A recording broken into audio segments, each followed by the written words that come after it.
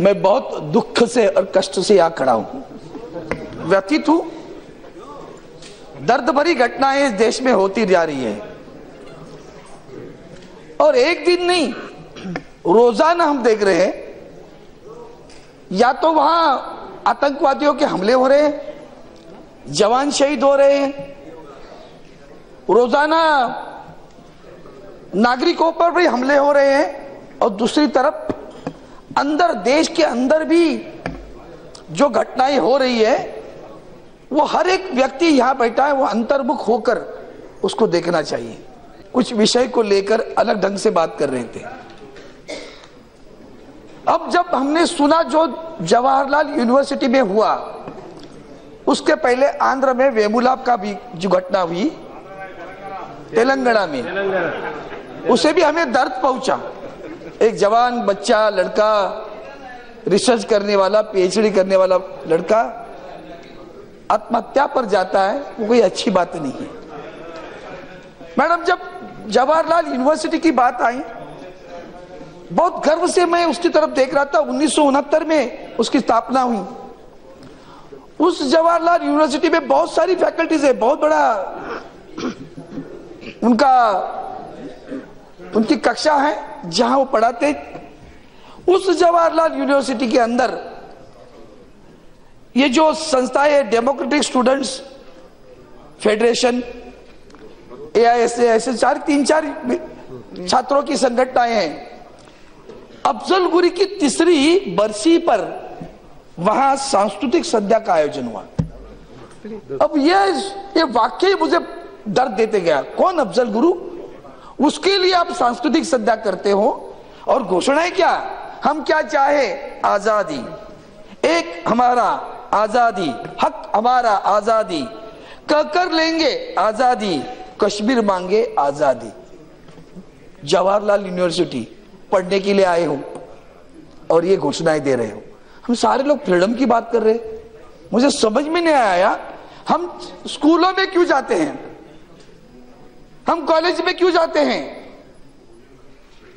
हम किसकी आजादी मांग रहे हैं? हम पढ़ने लिए आए ना वहां, तो पढ़ने के बजाय हमारे विषय अलग ढंग से जा रहे हैं। आगे चलकर कहते हैं कश्मीर के आजादी तक जंग रहेगी जंग, भारत के बर्बादी तक जंग रहेगी जंग। सदमा नहीं होता आपको? हम डेमोक्रेसी की बात करते हैं।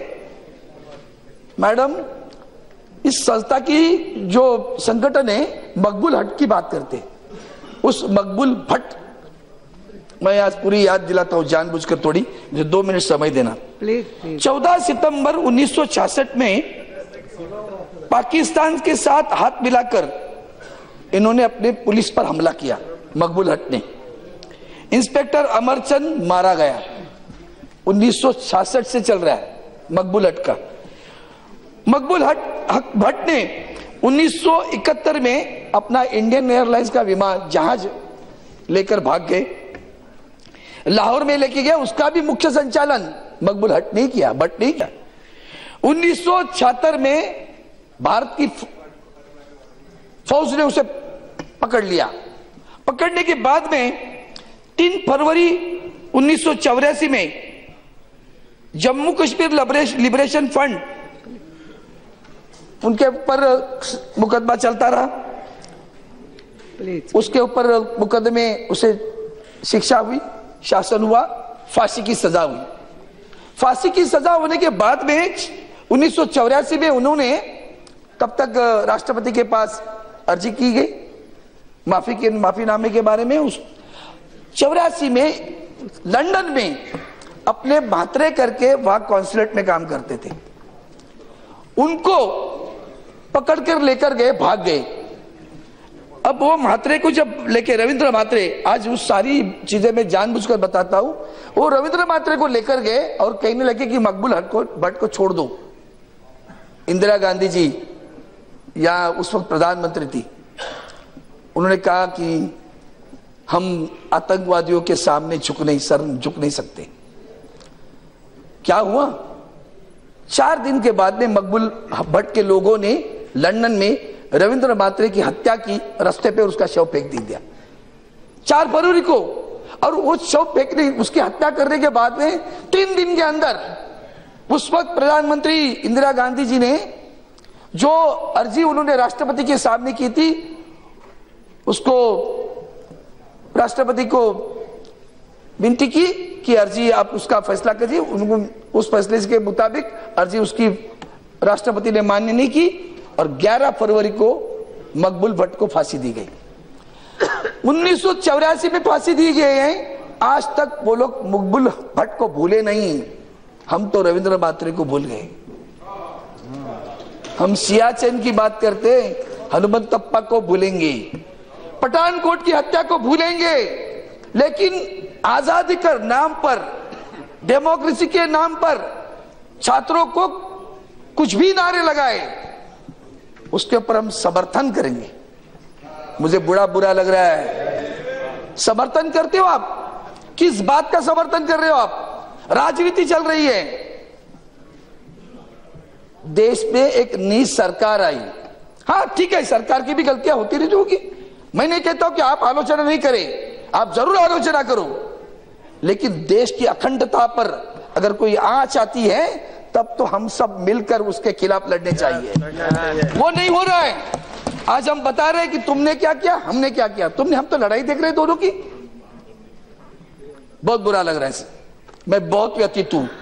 जवाहरलाल नेहरू यूनिवर्सिटी में जो हादसा हुआ है जी, वो क्यों है?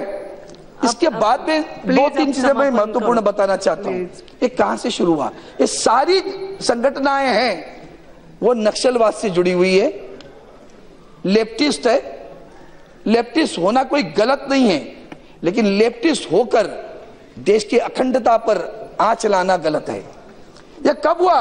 रशिया जब डाउन हुआ और चाइना ने पूंजीवाद स्वीकारा तो पता चलने लगा कि क्या करें। आज ये पूरा अड्डा जो बना है वो माओवादियों का अड्डा है, अलगाववादियों का अड्डा बन गया जवाहरलाल यूनिवर्सिटी। मुझे गृह मंत्री से मेरी प्रार्थना है, अपना इंटेलिजेंस थोड़ा कम गिर रहे क्या? पठानकोट में भी हुआ, ये जवाहरलाल नेहरू यूनिवर्सिटी में हमने बच्चों को पकड़ क्या लिया? सेडिशन के ऊपर अभी डेफिनेशन चल रही है। हाँ सही बात है कि सेडिशन का जो मुद्दा था, वो मुद्दा जब अंग्रेजों की सरकार थी तो देश के लिए आप लोग लड़ रहे थे तो सबके ऊपर सेडिशन लगा जाता था।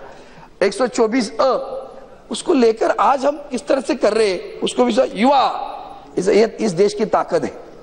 हमने ये नहीं भूलना चाहिए कि यही लोगों ने, हमारे मुंबई में एक हादसा हुआ था इशरत जहां का, याद है? वो लड़की जब मारी गई वो किस लिए आई थी सबको पता है। इसके बारे में इस सारी सरकार के लोग उसके पीछे खड़े रहे, कोर्ट तक गए इशरत जहां के खिलाफ। आज पता चला हेडली के पास से कि इशरत जहां प्रधानमंत्री की हत्या करने के लिए आई थी। और ये तुम लोग हर चीज की राजनीति खेलोगे। इशरत जहां के ऊपर भी राजनीति खेला। हमारे यहाँ महाराष्ट्र में एक विधायक है, उनके घर पर जाकर पैसे देकर आए, 1 लाख रुपए तुरंत दे दिया विधायक ने, रोए जाकर। अरे इशरत जहां को मारा गया। आज पता चलता है कि इशरत जहां कौन थी। और इसलिए मैं सभापति महोदय, ये जो हुआ है, किसी ने पूछा राष्ट्रभक्ति का पैमाना क्या है, आज अभी नए पूछ रहे। एक बात कहना चाहता हूं जानबूझकर सारे लोगों के लिए, ये अलगवाद चल रहा है ना, उसको थोड़ा गंभीरता से लेने की बात है। अपने देश के टुकड़े हुए हिंदुस्तान की, उसकी नींव कहां है मैं बताता हूं। मैडम स्पीकर, कैम्ब्रिज में 3 हर्बस्टन रोड के एक घर में रहमत अली ने 28 जनवरी 1933 में पहली बार एक पर्ची निकाली और पर्ची में यह लिखा था कि पाकिस्तान नाम का एक अलग देश क्यों बनना चाहिए। 1933 में लिखा रहमत अली ने, पाकिस्तान नाम का देश क्यों बनना चाहिए। किसी के भी मन में उस वक्त आया नहीं होगा कि आगे चलकर कोई ऐसा सोच भी रहा है। वो भी तो लंदन में सोच रहा था, पाकिस्तान बना। आज ये लोग जो कश्मीर के बारे में बोल रहे हैं ना, मैं प्रार्थना करता हूं ये 370 कलम पहले रद्द करो, तब जाकर कुछ होगा। ये हिम्मत बढ़ रही ना, कश्मीर कश्मीर कश्मीर, ये 370 धारा 370 पहले रद्द करो, तब जाके हिम्मत बढ़, जो चल रही ना आजकल, ये उसी में है, ये नियम है। ये सारे मार्क्सवादी लोग वहां आए हुए हैं, माओवादी लोगों का गठन वहां हुआ है। जवाहरलाल नेहरू यूनिवर्सिटी मतलब सारे भारत, मतलब देश के खिलाफ लड़ने वालों की एक बड़ा संगठन वहां खड़ा हुआ है। मैं जाता हूँ, जांच करिए, अच्छा हुआ। कभी कभी बुरा, एक मिनट सर, कभी कभी बुराइयों में भी कुछ अच्छी चीजें होती है। ये बुरा हुआ है लेकिन एक अच्छी चीज हुई है, हम तो सावधान बरतनी चाहिए, अभी सावध होना चाहिए। हमारे सुभाष चंद्र जी बोस ने की जो उन्होंने कहे थे, वो कहते थे तुम मुझे खून दो मैं तुम्हें आजादी दूंगा, और आजादी बिना त्याग से नहीं मिलती, खिंच कर लेनी पड़ती है। ये भी सुभाष चंद्र बोस जी ने कहा था। ये भी ऐसे ही है, कश्मीर को खींच के लेना पड़ेगा, वो आजादी से ऐसे मिलने वाला नहीं है हमें। और जब कश्मीर को खींच के लेंगे तभी इन्हें पता चले ये सारी चीजें खत्म हो जाएगी। यहाँ कर अफजल गुर के नारे लगाओगे, यहाँ कर मकबूल भट्ट के नारे लगाओगे, और जिसको इस कोर्ट ने कसब, कल तो कसब के भी नारे लगा सकते हैं सब, बहुत बुरे, पता नहीं बोलेंगे कसब को भी ऐसे ही मारा होगा इन्होंने। इसलिए मैं इस विषय को लेकर प्रार्थना करता हूं कि आगे चलकर जेएनयू में ये जो मुस्लिम कट्टरपंथी या जो आतंकवादी और ये माओवादी, ये दोनों इकट्ठे हुए हैं जवाहरलाल नेहरू यूनिवर्सिटी में, उनकी जांच की जाए, और जो लोग इस देश के खिलाफ देश के टुकड़े करने की बात करें, उनके टुकड़े पहले किए जाए, ऐसी मैं मांग करता हूं। आज मुझे याद आती है, हमारे बाला साहब ठाकरे जी अगर होते ना तो सुनते भी नहीं लेते थे। उन्होंने हमें जय हिंद का नारा दिया। उस जय हिंद में हम अखंडता चाहते, हर प्रांत के लोग हैं, अपनी भाषा में बोले, अपने प्राण के लिए रहे, लेकिन देश की अखंडता पे किसी भी तरह आंच आने नहीं देंगे। इतना ही मैं कह के अपने आपसे मेरे वाणी को विराम देता हूँ। जय हिंद। अगर मेरे जवाब से आप संतुष्ट न हो, आज इस सभा में कहती हूँ मायावती जी, मैं आज बसपा के एक एक कार्यकर्ता और आपके नेताओं से कहती हूँ, सर कलम करके आपके चरणों में छोड़ देंगे अगर मेरे जवाब से आप